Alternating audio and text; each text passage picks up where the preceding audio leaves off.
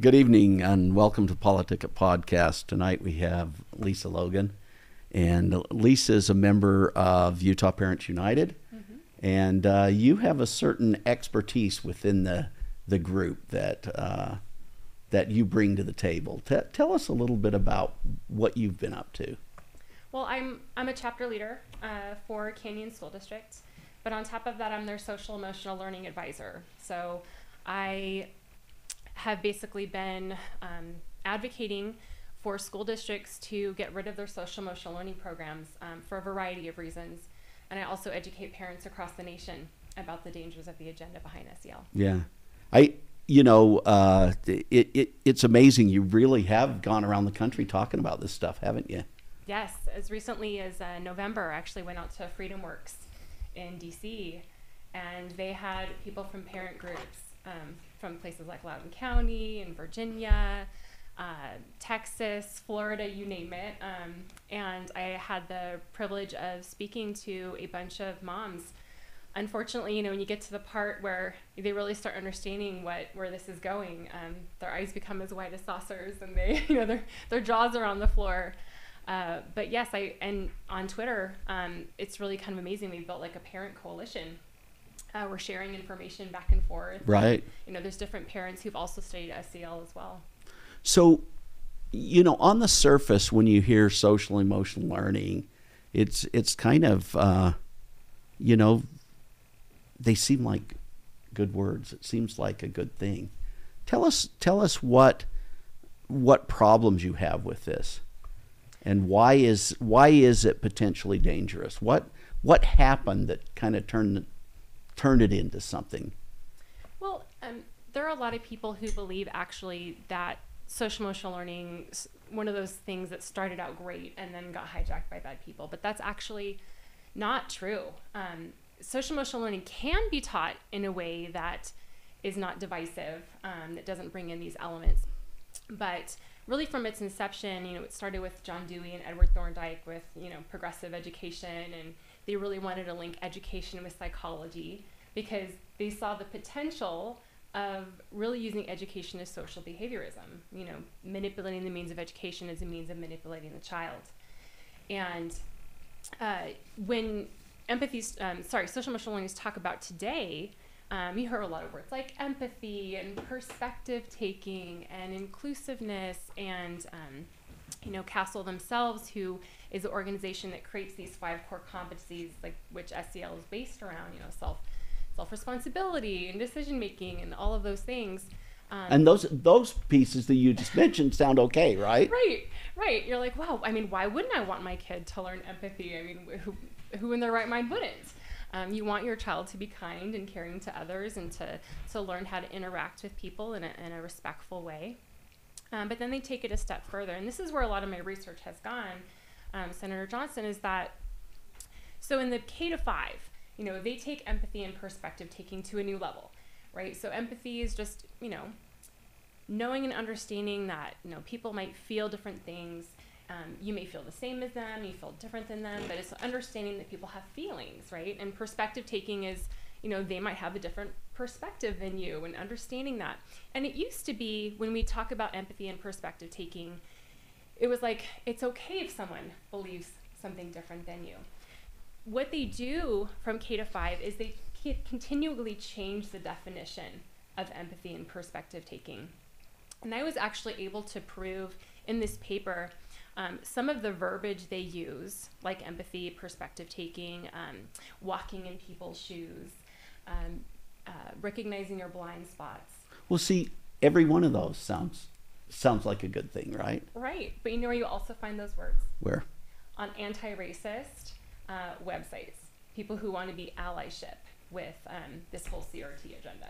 Right. So they start introducing these words, and then they start saying, well, it's not just enough to understand that someone might have a different perspective than you. You have to accept that perspective. You have to take it on. You have to believe it.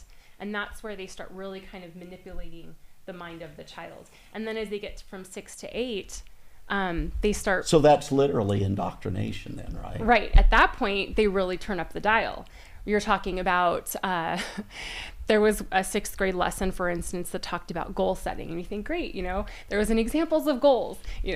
get an A on my math test, learn a new dance routine this month, and kind of embedded between these 5 different goals that a child could make was work for a social justice organization. So they do it in kind of subtle and not so subtle ways where you're like, one of these things just kind of seems out of place here. Yeah. And then in the 7th grade curriculum, they really start introducing elements of consent, where they talk about the difference between sexual harassment and flirting is not, for instance, if someone shows you pictures of a sexual nature at school, it's not that that's wrong, right? It's like, how do you feel about it?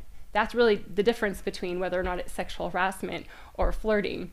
And, as you know, consent is an element of comprehensive sexual education. And comprehensive sex ed, for your listeners who don't know, wants to teach kids as young as 8 to pleasure themselves. I mean, it's really a disgusting thing. And Utah's been really great about trying to hold the line as far as keeping a lot of that stuff out. And then you get to the 8th grade curriculum. Yeah, in fact, we have a bill every year almost that gets immediately thrown out. Right, exactly. And there was one that got really close, though, recently. And then you go to the 8th grade curriculum, and they're showing, raise fists, and they're saying stand up for change, make it, create a disruption strategy. I mean, they're literally teaching them anarchy. They're teaching them to advocate for LGBTQIA students. And again, it's one thing to say, you know what, these people exist in my world. I may not agree with them. I'm not going to be mean to them, but neither am I going to take on their worldview. But what SEL is trying to do is to change the children's worldview away from that of their parents and their own religion or whatever they grew up with, and into this worldview and of that globalism. that actually is a component of CRT, really, right? Because that is a worldview, and it's meant to change society, right? Yeah, and it really is coming down. A lot of people don't understand this, but people are like, what is the United Nations doing in my children's classroom? But it's coming down from the United Nations. A lot of people don't realize Common Core, which set the national standards, came from UNESCO in partnership with Bill Gates and some other UN agencies. And then SEL came from those same folks. And really what they want is globalized citizenship education. They want everyone to have the same worldview. And it's all about fighting climate change, socialism over capitalism, gender fluidity, etc. Yeah, it's amazing how, and that explains why they would go against the foundation of our country, because our founding documents don't set that up, right? No. It sets up a very different system of government. Right. We're an individualist society, right? We believe in the power of the individual. Collectivism believes that, you should put the good of society over the welfare of the individual. And really, when you spell that out, that's communism. Well, I mean, if you think about it, like James Lindsay says in the documentary, he said, 50s communism hit a wall.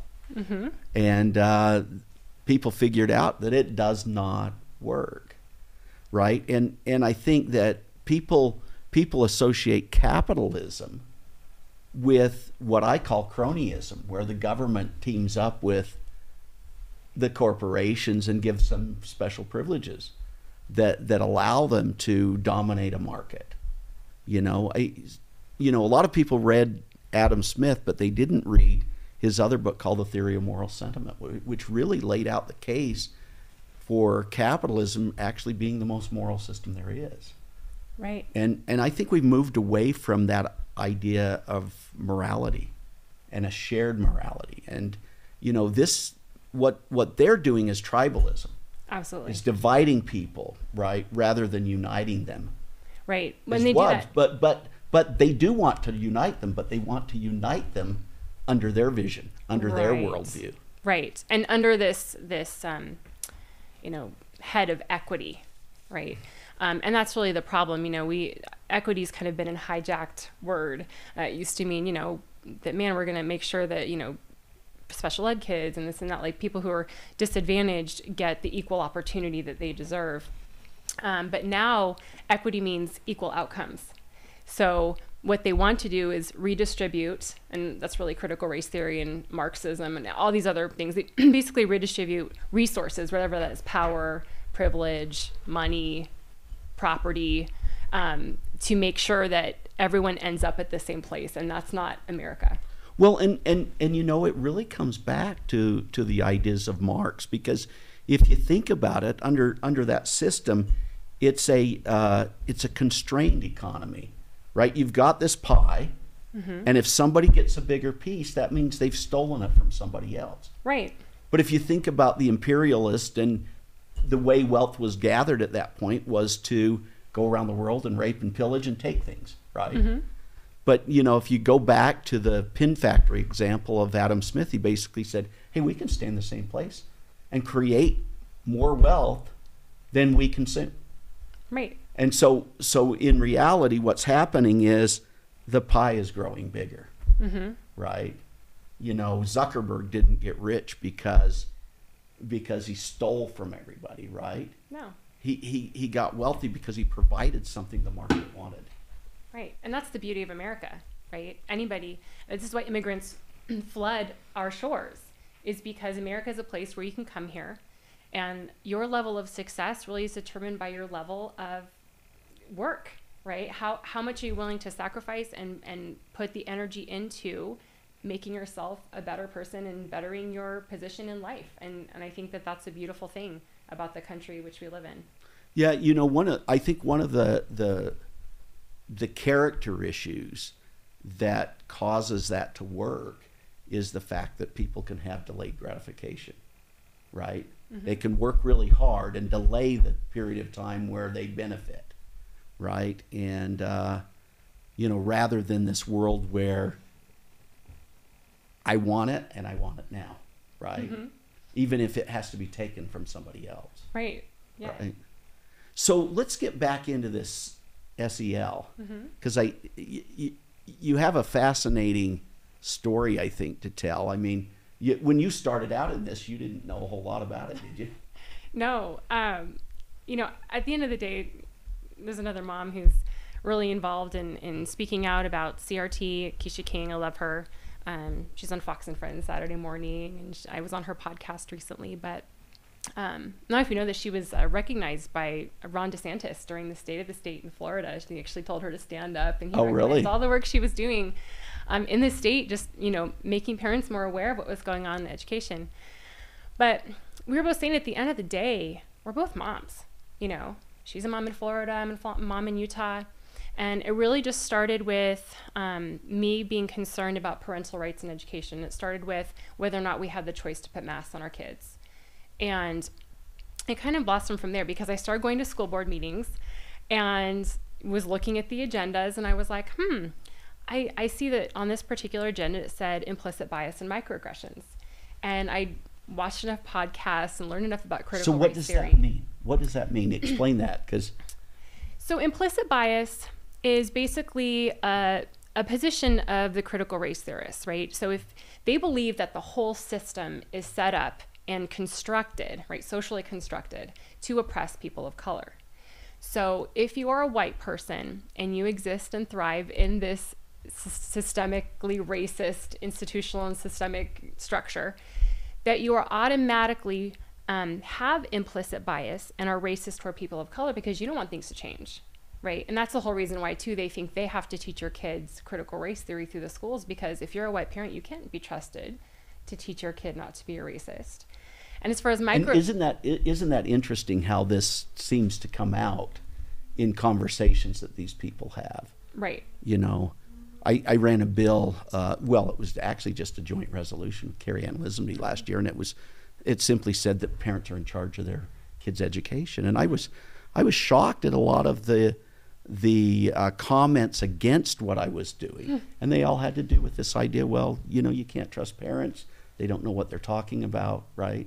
Oh, and this is the danger with SEL, because really what they're saying is the government is going to decide what values, attitudes, and beliefs your children should have, and that parents aren't the primary people responsible for that. And so they could decide what they're going to teach your kids in regards to that. And even a UN agency, Organization for Economic Cooperation and Development, they say they need to basically do away with these things and to create a new thing that's going to help them go against the discrimination that is learned at school and in the family. So they already are saying like they're anti-family. They know they're going to be digging into parents' information, like what's your parenting style and what's this and that through these assessments, and then decide, hey, your kid needs to be reprogrammed. Because you've taught them all these right. things that... Right, because maybe they believe, because they grew up in a religious family, that there are only two genders, right? Or that critical race theory is a bunch of bunk, and they're, power and privilege, that's not something we should be judging people on.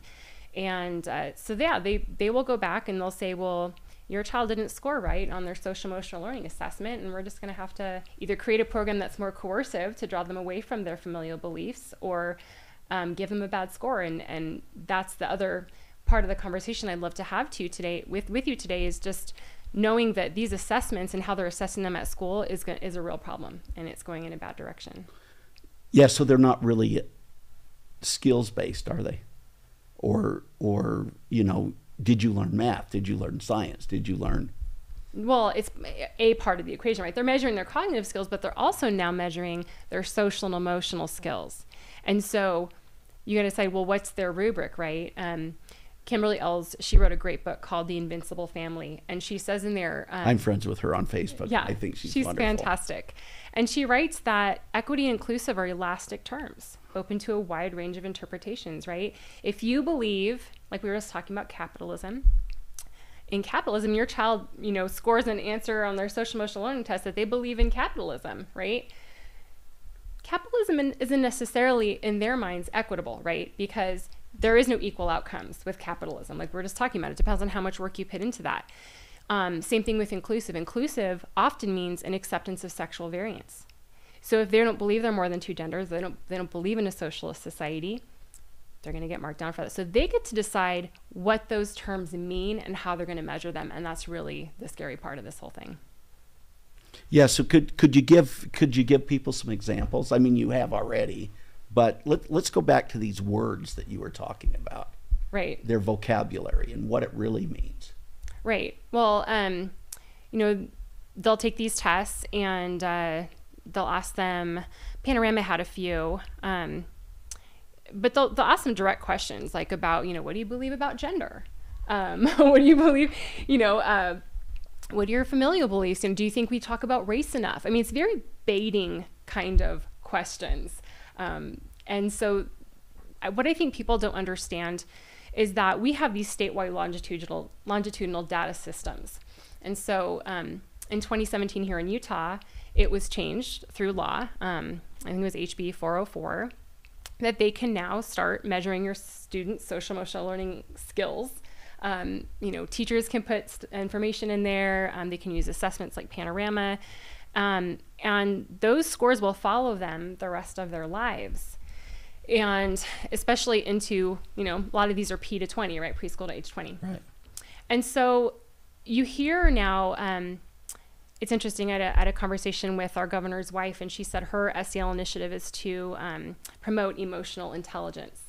And so if you look up emotional intelligence and emotional quotient, it's all about having the workforce of the future, right? So when they say inclusive, that could mean either having a student that believes in these particular things we're talking about, or it could be the employer hiring inclusive workforce, which means they can either hire by race, right?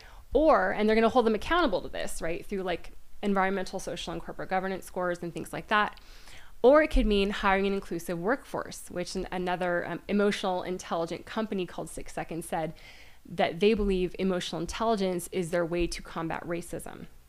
So you can see where this is going, right? Yeah. And one of the high schools here in Utah. Well, what's scary to me is this actually has shifted into the banking world. Yes. So your credit score could contain elements of this Correct. Social score, right? Absolutely. They can decide whether or not you get into a college, whether or not you get a job.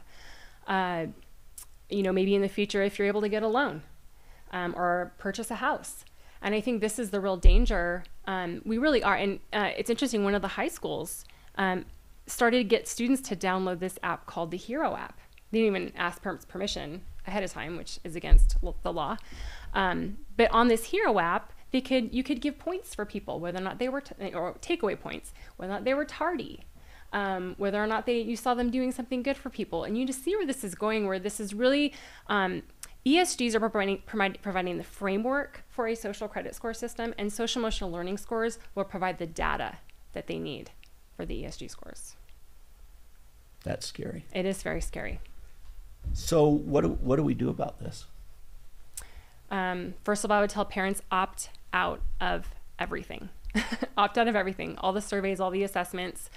But what if they do, and now all of a sudden this becomes part of your credit score? You know, that's the scary part. Right. Well, I mean, that's just like, okay, like let's, for the Band-Aid of the solution, right? Yeah. Just opt out of everything. I think we have to continue to expose it. I think right now. See, I've always believed that if you've got something that is essentially evil, you need to shine light on it. Absolutely. And that's the problem. Critical race theory is the conversation starter of the day, right? In conservative circles.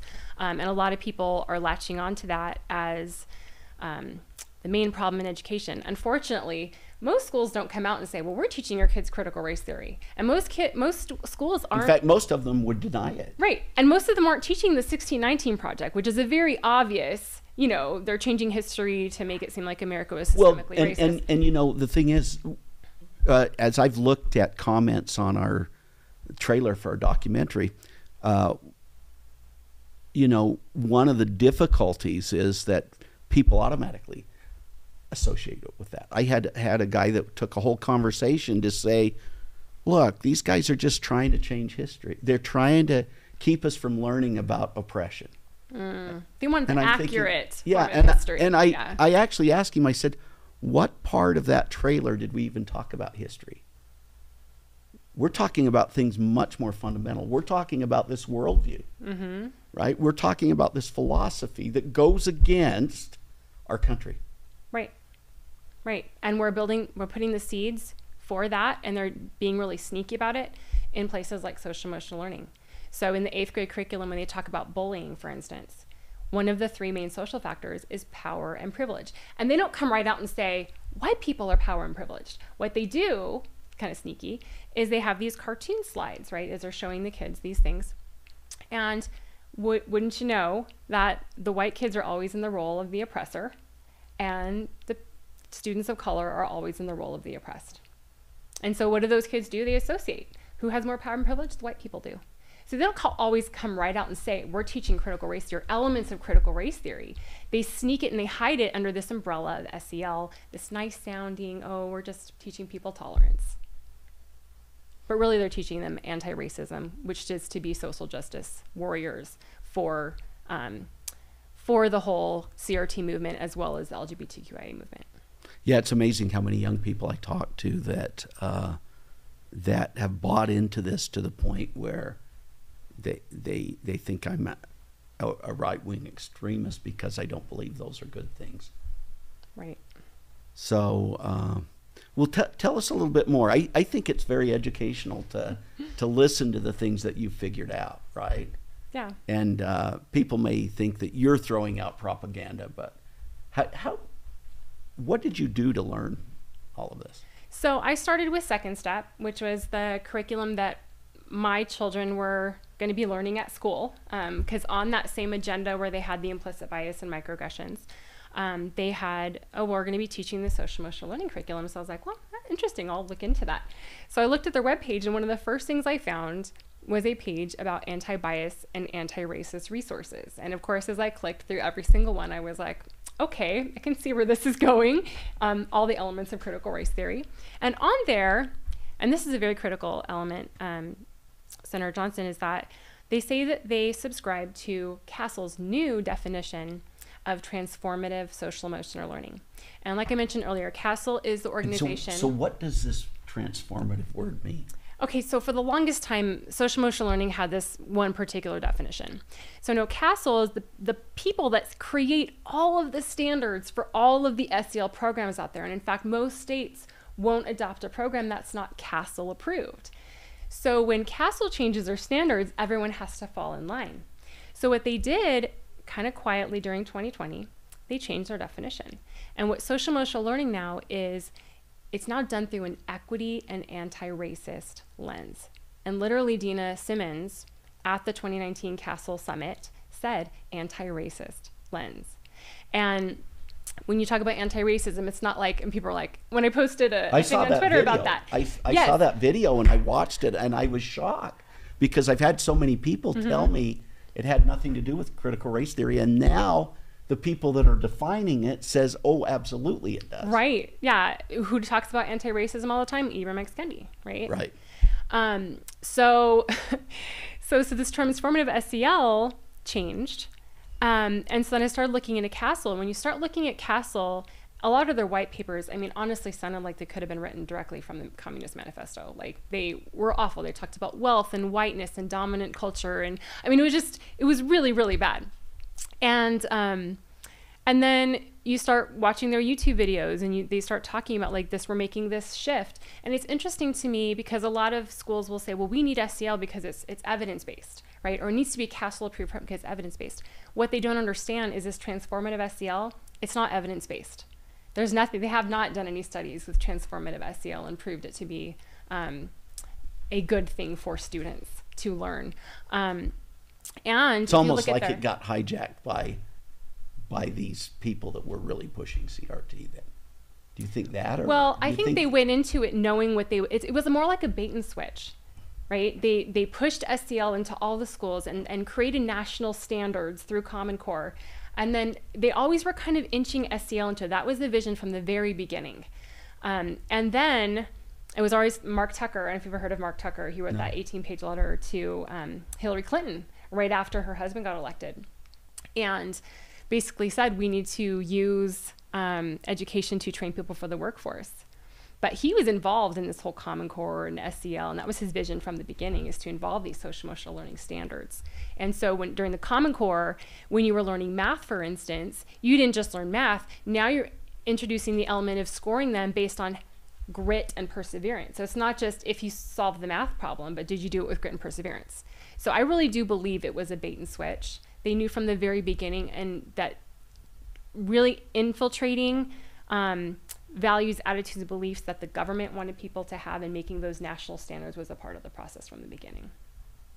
Interesting. Yeah. And Castle, like I was saying, they know what they're doing. And, you know, a lot of these people are pulling back and being like, oh, you know, well, maybe, you know, at Castle themselves, before I met with the First Lady of Utah, had called our state superintendent and said, you know, we didn't know it was this equity working group that took over, you know, our agency, and, you know, we know, but you see these YouTube videos, the president of Castle is talking about systemic racism, all of these CRT elements. The guy who wrote the white paper with transformative SEL and changed all that, he was our VP of research. I mean, it's not like it was a secret or that they were like bombarded by this from within.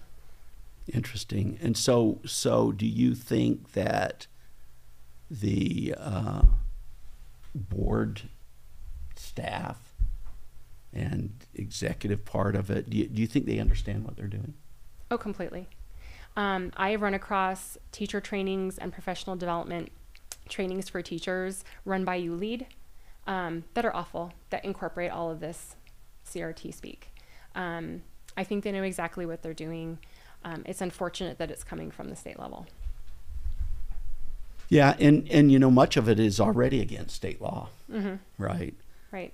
You know, I started noticing when I joined the legislature, you know, last session was my first session, and I noticed these bills coming through, and they would just change the name of an old program. And I started learning the lingo that they were moving from, and I just thought, that's so sneaky. Right? SEL's already doing it, yeah. Yeah, because then it sounds like the state statute matches what they're doing. Absolutely. Right? And that's the thing about all of these folks who want to drive this agenda through. I mean, they're smart. They catch on when things are starting. So right now, SEL's kind of hidden in the shadows. I think, like I said, the main thing of the day, people are talking about CRT, and that's everywhere in the news. Youngkin talks about CRT, yet he hires this woman to be a Secretary of Ed, Amy Guidera, who leads up data quality campaign, who basically forced SEL into schools in California. So even he maybe doesn't understand that what's happening. What's happening, right? So we need to get social emotional learning out in the media and being understood as just as dangerous. And it's actually even more dangerous because it's a Trojan horse for critical race theory, comprehensive sex ed, gender theory, all of that. That's interesting. And those were the major issues of the Loudoun County parents, right? Right. They basically said, we don't want this comprehensive sex ed. We don't want these books in our libraries, right? We don't want this philosophy taught to our kids. Right. And, it's interesting, because on the surface, when you hear about equity, inclusion, diversity, these are things that people say, oh yeah, we should do that, right? Right. We should be fair, right? But this isn't justice, it's social justice, right? Yes. And equity and equality are two different things, right? Equality is based on the fact that as an American, you're afforded equal opportunity under the law. Their vision of equity is taking away from someone to bolster someone up. And that isn't equity. That is redistributive justice. And that's what Castle's promoting. And they're even now changing, once people will catch on with SEL, they're even starting to change it already to now character training and mindfulness. And they'll just keep changing it. So people don't stay aware of what's going I on. think that's actually why they go after the pledge, because the pledge has a very different definition of what that means, right? Yeah. It's really justice under the law, right? Leveling. It's not really leveling the playing field. It's giving people opportunity. And the sad part to me is if you go into a school and you promote this victim mentality, how does that help a kid to understand the opportunities that he has? Right. He or she, right? Well, and they're not just teaching them to be victims, like you're saying, and I appreciate what your other guest, John Harvey, said as well, but also they're teaching kids to hyper-focus on their emotions. Kids are already screwed up enough from social media, right? I mean, they turn in a lot to go to social media, and during the pandemic, they're teaching them emotional victimhood, right? Instead of race victimhood. They're teaching them, oh, this pandemic has really hurt me and I need to turn inward and always be aware of what I'm feeling and that other people have to treat me about how I feel. And it really isn't, they aren't teaching them that grit and perseverance that they're hoping to bring forth through SEL. Also, the other huge issue with this is that they're having teachers who are not licensed and credentialed as psychologists, basically holding group therapy sessions through social emotional learning. So they'll ask kids open-ended questions like, what makes you sad? And I had a really interesting situation related to me by another parent where her fourth grader came home and she was like, Mom, we did this exercise today during our little group circle session.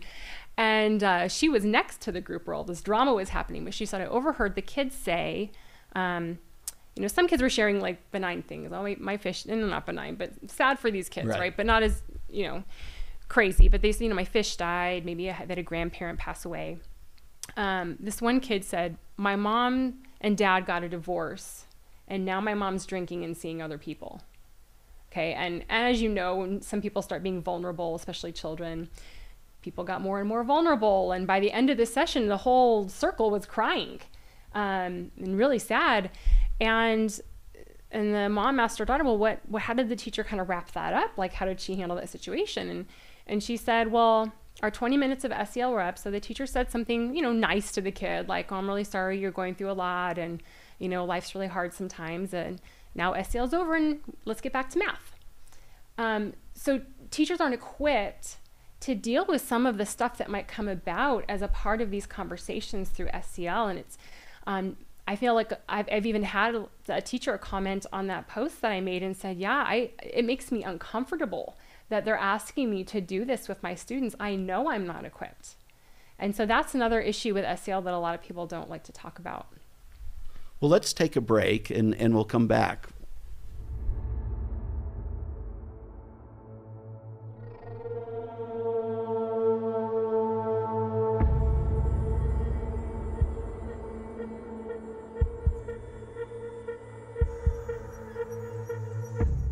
When they finally left Independence Hall and the doors flung open, and a woman asked Benjamin Franklin famously, "What kind of a government have you given us, sir?" And he said, "A republic, madam, if we can keep it."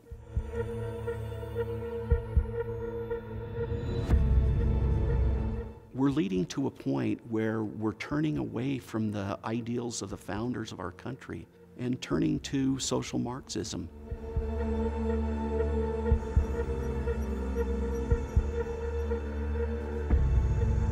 Critical race theory is a kind of snake oil. So what's a snake oil? It's a fake medicine that you sell to somebody. You tell them they're sick, right? So you tell everybody society's racist. And you sell them a medicine that doesn't make them better, it makes them sicker. And it takes away the American dream. It says that the American dream is not yours. It doesn't belong to you. It may not even exist. Critical race theory is a worldview. It's a religion, in my opinion. In my opinion, it's put in the school system is to teach children why another race is superior to them or traditionally has been superior to them and why we should not like that particular race. Everything that Dr. King fought for and those before him was equality, not reverse racism. CRT is going to argue the other way, judge a person by the color of their skin based on if they belong to the oppressed race or the oppressor race. Marxism took a gigantic turn at the end of the 1960s. Capitalism works, Marx was wrong, so what are we going to do? We're going to move into identity politics. They don't like to use the word critical race theory. They use other words like equity, diversity, inclusion, culturally responsive training, but it is teaching children to put them in buckets just by the basis of their skin color. Civil Rights Act, Title VI. This stuff is already illegal and unconstitutional federally. We can't be doing it here. Why they want to divide people? Because they want to control people. When people are divided, it's much easier to control.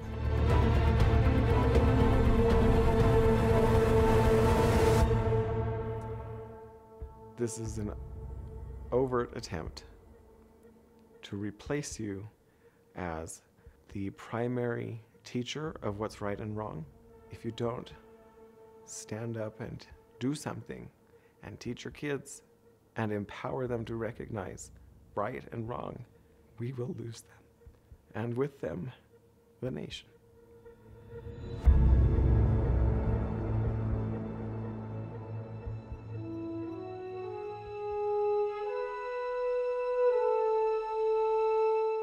I think too many people criticize a country that provides them so many freedoms and so many liberties instead of realizing how blessed they are.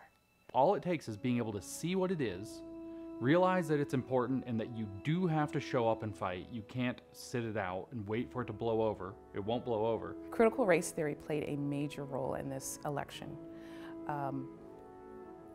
We flipped all 3 seats with Youngkin, Winsome, and Jason Miraz. Every parent that stood at that school board or got involved in Loudoun County, Virginia, we were fighting against critical race theory, the sexualized books, the Marxist ideology. I'm very optimistic that the legislature has the appetite to take this issue up and to do what's right for Utah children.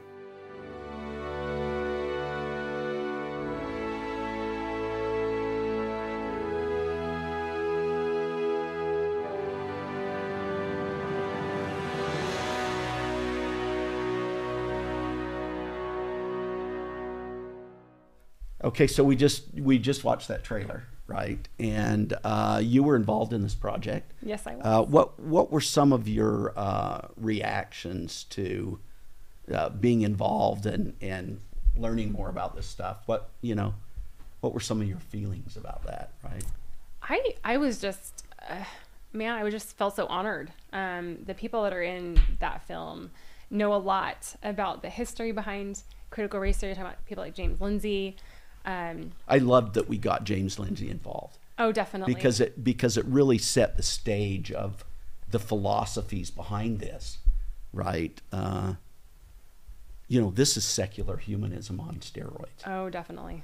Right, and moving away from our foundations. of life, liberty, and the pursuit of happiness, and the fact that that natural law actually gave us these things, right? So what were some of your impressions on that? Where do you think that this is going to help or hurt? I think it brings a human face to how it's one thing to talk about critical race theory, right? The ideology behind it, where it came from. It's another thing to see how it impacts people's lives. And I think I love the ending of that trailer with Sam Crowley, because I got to know Sam pretty well. Sam, somebody had sent me an email the day he quit his job. He resigned from his job, and I didn't know anything about the guy and before then. But That's I had your been district, isn't it? It is, and I actually lived down the street from that school, and my son goes to school there. He's in 6th grade, and so he was a 7th grade choir teacher there. I didn't know him very well, but I reached out to him, and because I had heard it was about Second Step. He actually resigned because the school wanted him to teach it. He had looked at it and was like, whoa, this is like super anti-family, and I don't feel comfortable with some of the stuff they're talking about in this, and his conscience was bothering him. And I remember him telling me that he prayed with his wife whether or not he should leave over having to teach this curriculum. And he said that when he was praying, like, he kind of got a message that said, he's like, is it worth it, God? Is it worth it to give up everything? This dream job that I wanted, all this stuff. And he's like, the children are worth it. And I'm getting a little emotional because I'm a mom, and being someone who's involved in this fight myself, I'm doing it for the future of America, for my children. And, Sam's a really powerful guy. And when he gets emotional at the end there, it's like, you feel it. Yeah. You really do feel like it's our responsibility, as not just as Americans, but as parents, to make sure that we leave the best legacy we can for our kids. And this stuff that we're talking about, critical race theory, social emotional learning, the fact that they're basically, as James Lindsay says, trying to turn our kids into the Red Guard, similar to what happened also with the Hitler Youth Organization. Eventually kids turned the parents in for not having the right beliefs of the Third Reich. Right. And you realize what they're doing with this, and they're trying to destroy our country. And this they know what they're doing. They do know what they're doing. Yeah. So, after, at first, that was the end of the trailer. Yes. But, Brandon, who directs this, he actually told me, he said, I don't want to leave that trailer on a negative note. I want to show that there's hope. Yeah. Right? It's true. And so right after that, the statement about our people not understanding our liberties and what a great country we have, and what a light to the world in fact, right? And so we can change this, and then James Lindsay kind of sums it up at the end. He says, you have to get involved. You can't just let this happen. No, and that's the thing. I've been on quite a few podcasts lately. And, a lot of people will say, have 3 points and then a end conclusion kind of prayer kind of thing. That's what Tiffany Justice from Moms Liberty, 3 points and a prayer. My prayer and my goal of every time I go on a podcast is, 1, to educate parents, but 2, to tell them the time to sit back and let other parents and people fight this battle is over. Because if you do not stand up and do something, we're going to lose. And I always tell people, you know what, I know it's not easy.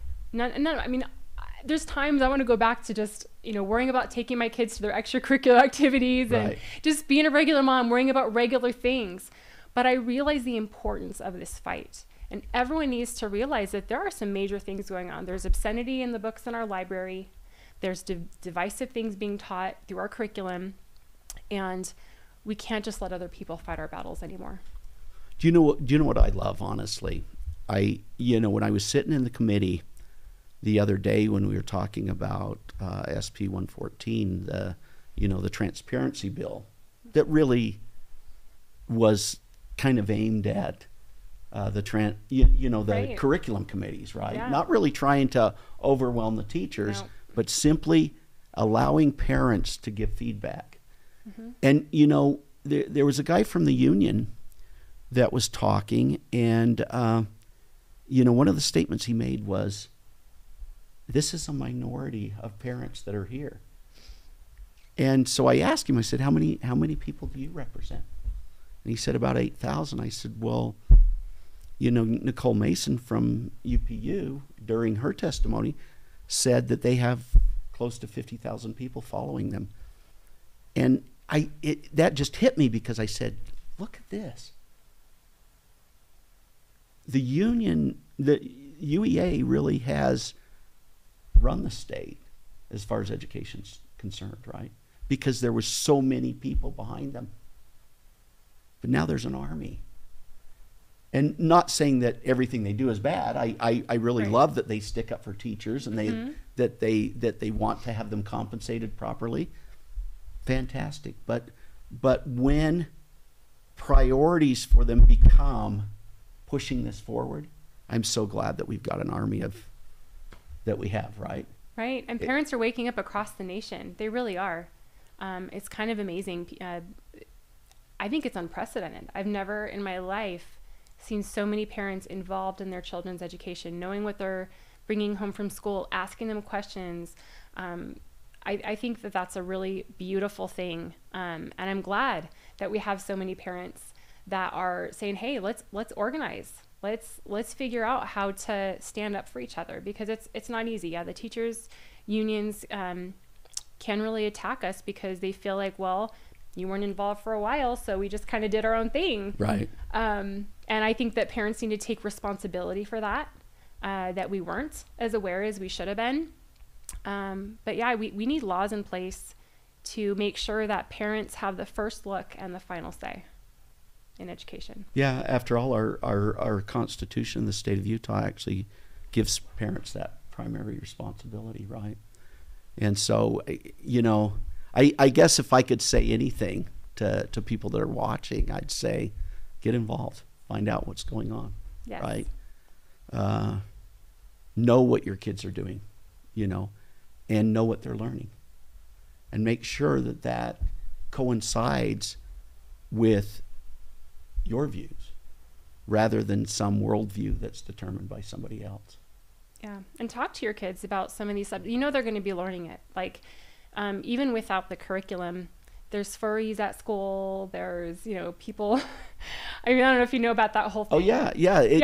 It's ridiculous. Yeah, and so they're seeing these odd things going on. So just have those conversations with them, because I think as a kid you're like, what the heck's going on here? Like, Right. why is this kid growling at me? I don't understand. But I think that, people need to understand, because, my high schooler sees inclusion flags at school, even though they're not supposed to be there. I had a teacher. I just got a letter someone had sent me, and apparently this is Black Lives Matter week at school. Oh, yep. And they plan to try to encourage the Salt Lake Education Association was giving resources to teachers, say, just in case you want to do something with them, Right. we're not telling you to do it, but just in case. Right. I had my son's teacher at school even was talking about suicide, because they were reading Romeo and Juliet. Right. And so they were talking about suicide. If you know somebody who's suicidal, have them pick up this card from me on my desk or whatever. The card was for the Trevor Project. And I don't know if you know who the Trevor Project is, but they're for students who are LGBTQIA who have suicide ideation. So what's going to happen? Any kid who's going to pick up this card, even if they're not LGBTQIA, is going to call or contact the Trevor Project, either through their website or whatever, because you can online chat with these people without your parents knowing. And they can say, you're depressed? It's because you're in the wrong body. They can honestly, and that's the thing, like the stuff that's going on in school, parents need to know. Parents need to educate their kids so they know when they see it. My son is the one who said, hey, I heard you mention the Trevor Project to me one day, because we were talking about the books and how they can give books to facilitators with clubs and have them be violating all of our laws as far as sex education goes. So just, I would say, parents, talk to your kids, get them educated. Yeah. So, in concluding, what's your message over there to the parents? I'm going to stick tried and true to my one prayer, is that parents get involved. Don't just let the, maybe your chapter leader, if you're in Utah Parents United, or, you see other people fighting the fight. Don't sit back. Now is not the time to sit back. Our country is in peril, and the future of our children is in peril. Please get involved. Thank you. I would just say ditto to that. Thank you very much, Lisa, for joining us. We'll see you guys next week. That I love that